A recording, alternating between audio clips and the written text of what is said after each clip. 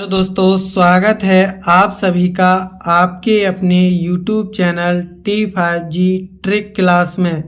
दोस्तों CTET exam 2024 के paper दोस्तों नज़दीक आने वाला है। जुलाई में इसकी परीक्षा होगी। तो दोस्तों जो आपका पेपर फर्स्ट हो या सेकंड हो उसमें दोस्तों 15 नंबर की गणित आती है। तो उसके सवाल दोस्तों हम अपने इस चैनल पर पूरा कराएंगे। तो आप चैनल को लाइक और सब्सक्राइब जरूर कीजिए। तो दोस्तों आज की क्लास शुरू करते हैं। आज के सवाल दोस्तों बहुत मोस्ट इम्पोर्टेंट हैं, तो इस वीडियो को शुरू से लेकर अंत तक देखिए। तो दोस्तों पहला सवाल है, क्रय मूल्य और विक्रय मूल्य का अनुपात 5:4 हो तो हानि प्रतिशत है। ये सवाल दोस्तों सीटेट दिसंबर 2019 के पेपर में आया था।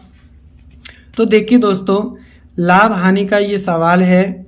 क्रय मूल्य, जब हम कोई वस्तु को खरीदते हैं तो दोस्तों वो क्रय मूल्य कहलाता है। जब हम दोस्तों किसी वस्तु को खरीद कर बेचते हैं तो वो कहलाता है दोस्तों हमारा विक्रय मूल्य। और दोस्तों जो लाभ या हानि होती है दोस्तों वो हमेशा क्रय मूल्य पर होती है। तो दोस्तों इस सवाल में हमें क्रय मूल्य और विक्रय मूल्य का अनुपात 5:4 दिया है। यानी कि दोस्तों यहाँ हमें सीपी से एसपी का रेशियो यानी कि अनुपात दिया है दोस्तों 5:4। अगर दोस्तों हम इसे इस प्रकार से लिखें यानी कि CP/SP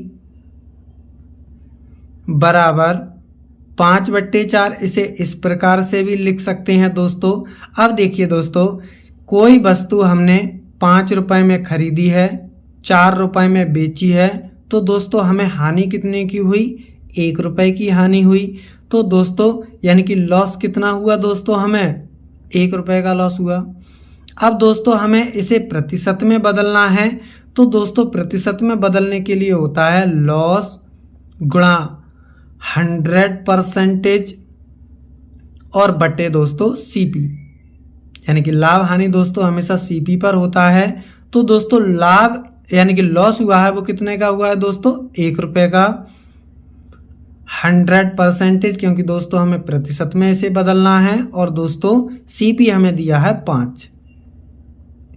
अब 5 से इसे काटेंगे दोस्तों तो 5 बीसम 100, यानी कि दोस्तों 20% का हमें क्या हुआ दोस्तों? नुकसान हुआ। तो इसका जो ए ऑप्शन एकदम सही होगा।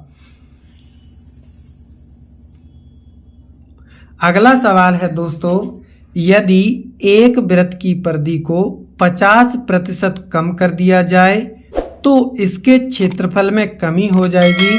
ये सवाल सीटेट जुलाई 2023 के सेकंड पेपर में पूछा गया था दोस्तों।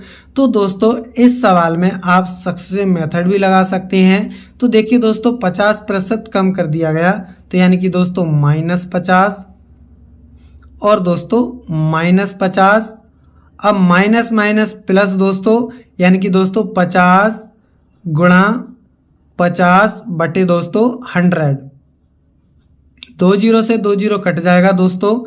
तो ये -50 और -50 दोस्तों माइनस के 100 हो जाएंगे दोस्तों। और ये 25 ये आ जाएगा दोस्तों डायरेक्ट प्रतिशत में। 100 में से दोस्तों 25 को घटाएंगे तो ये माइनस का 75 बचेगा, यानी कि 75% की क्या होगी दोस्तों? कमी होगी। तो इस प्रकार के सवालों को आप इस प्रकार से भी हल कर सकते हैं। ये तरीका दोस्तों सबसे अच्छा है। देखिए दोस्तों अगला सवाल है, एक थैली में ₹5, ₹2 और ₹1 के सिक्के हैं जो क्रमशः 4:5:6 के अनुपात में हैं।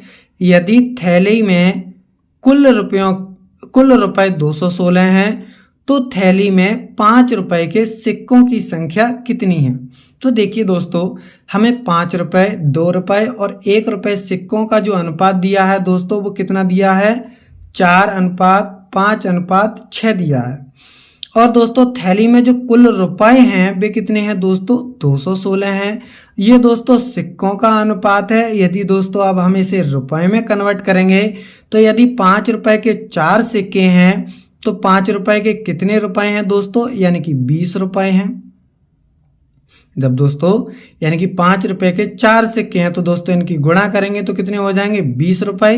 अब अनुपात 2 रुपए के दोस्तों 5 सिक्के हैं, टोटल अब दोस्तों कितने रुपए हैं 10 रुपए। और अनुपात 1 रुपए के दोस्तों कितने सिक्के हैं 6 सिक्के हैं, तो कितने रुपए होंगे दोस्तों टोटल 6 हो जाएंगे। अब दोस्तों टोटल कितने हुए यानी कि 20 और 10 30 और 36, यानी कि टोटल रुपए हुए 36। और 36 की वैल्यू इस सवाल में कितनी दी गई है दोस्तों 216 दी गई है। कितने गुना है दोस्तों ये 6 गुना है, यानी 36 छिक्का 216 होते हैं। तो दोस्तों अब हमसे पूछा है थैली में 5 रुपए के सिक्के कितने हैं, तो दोस्तों 5 रुपए के सिक्के कितने हैं दोस्तों 4 हैं। तो दोस्तों 6 और 4 की गुणा करेंगे तो ये आ जाएगा दोस्तों हमारा 24 सिक्के, यानी 5 रुपए के 24 सिक्के हैं। तो इसका सी ऑप्शन सही होगा। अगला सवाल है दोस्तों, यदि a बराबर 2, b बराबर 3 और c बराबर 0 है तो a की पावर दोस्तों 2 की पावर a की पावर दोस्तों b गुणा c का और बट्टे दोस्तों 5 की पावर p, b की पावर दोस्तों a प्लस c का मान है। तो ये सवाल दोस्तों सीटेट जुलाई 2018 के पेपर में आया था। अब यहाँ से यदि हम देखें दोस्तों गौर से, a का मान 2 है, b का मान 3 है और c का मान क्या है दोस्तों 0 है। अब दोस्तों जब हम c का मान 0 लगाएंगे और 0 की किसी भी संख्या से गुणा करेंगे तो उसका मान आएगा दोस्तों 0। तो दोस्तों यहाँ 2 की पावर क्या आ जाएगा 0 आ जाएगा और नीचे भी क्या आएगा दोस्तों 5 की पावर 0 आ जाएगा। अब दोस्तों इसे लिख सकते हैं हम 2/5 की पावर दोस्तों 0 लिख सकते हैं। अब दोस्तों यदि a की पावर 0 होता है दोस्तों तो उसका मान हमेशा क्या होता है 1 होता है। तो दोस्तों ये संख्या इसकी पावर 0 है तो इसका मान 1 होगा। तो डी ऑप्शन एकदम सही होगा। वीडियो पसंद आया हो दोस्तों तो चैनल को लाइक कीजिए, सब्सक्राइब कीजिए, अपने दोस्तों में ज़्यादा से ज़्यादा शेयर कीजिए। मिलते हैं अगली वीडियो में। Thank you for watching.